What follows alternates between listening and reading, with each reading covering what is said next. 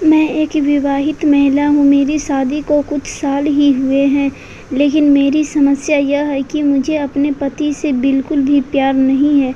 दरअसल मैं एक ऐसी शादी निभा रही हूँ जिसमें प्यार के सिवा सब कुछ है। मेरे पति के साथ भी ऐसा ही है, उन्हें मेरी कोई परवाह नहीं है। यही एक वजह भी है कि मैं अपने किराएदार के साथ रिश्ते में आ गई हूँ। मेरा अपने किराएदार के साथ अफेयर चल रहा है। हम दोनों एक दूसरे के साथ अच्छा समय बिता ही रहे थे कि अचानक से मेरी सास को हमारे नाजायज़ रिश्ते के बारे में पता चल गया।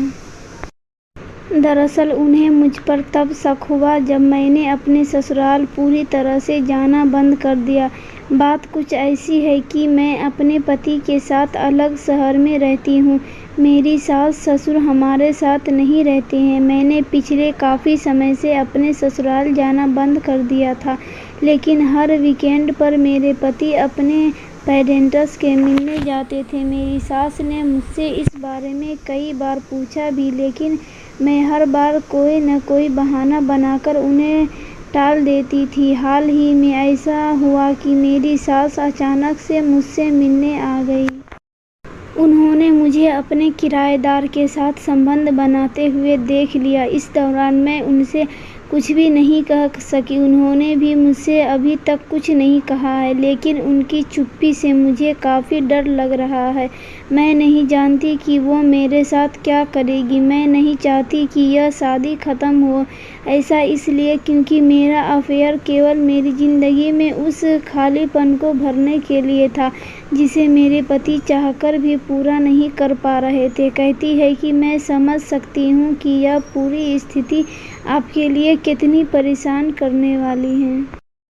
आपकी सास को किराएदार के साथ आपके अफेयर के बारे में पता चले कुछ ही दिन हुए हैं।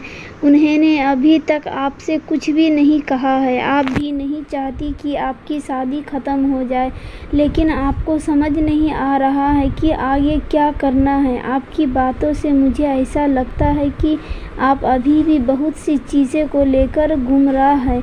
ऐसा इसलिए क्योंकि आप अभी भी अपने लिए कोई सही निर्णय नहीं ले पा रही है।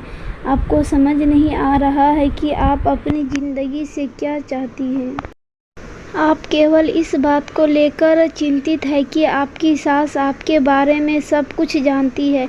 जैसा कि आपने कहा कि आप अपनी शादी नहीं तोड़ना चाहती है, ऐसे में सबसे पहले मैं आपसे पूछना चाहती हूँ कि क्या वाकई में ऐसा है? अगर हाँ, तो सबसे पहले अपनी सास से बात करने की कोशिश करें। उनसे बातों ही बातों में जाने उन्होंने क्या क्या देखा। हो सकता है कि आपकी सास केवल इसलिए चुप हो क्योंकि वह इस तरह की स्थिति का जिक्र करने में असहज महसूस कर रही हो। जो कुछ भी हुआ है उसके बारे में उनसे बात करें, उनके साथ ईमानदार रहे। उन्हें बताइए कि आप अपनी शादी से नहीं हैं। उन्हें यह भी समझाइए कि आपका इरादा किसी को चोट पहुंचाने का नहीं था। जो कुछ भी हुआ है उसके लिए आप बहुत ही पछता रही है। अपनी सास से आपका बात करना बहुत ही ज़्यादा महत्वपूर्ण है। ऐसा इसलिए भी क्योंकि लाइफ को लेकर सही निर्णय लेने में वह आपकी मदद कर सकती है। अगर उन्हें आपके पति को कुछ बताना होता तो वह अब तक बता चुकी होती। वह स्पष्ट रूप से आपकी शादी के बारे में चिंतित है। लेकिन इस दौरान आपको एक फैसला करना होगा कि क्या आप अभी भी अपने किराएदार के साथ रिश्ता जारी रखना चाहती है या नहीं। भले ही यह रिश्ता आपको खुश रखने के लिए था, लेकिन अब जब चीज़ें बहुत बदल गई हैं, अगर आपको लगता है कि आप अपने पति से चाहकर भी प्यार नहीं कर सकती, तो अपने साथ ईमानदार रहे।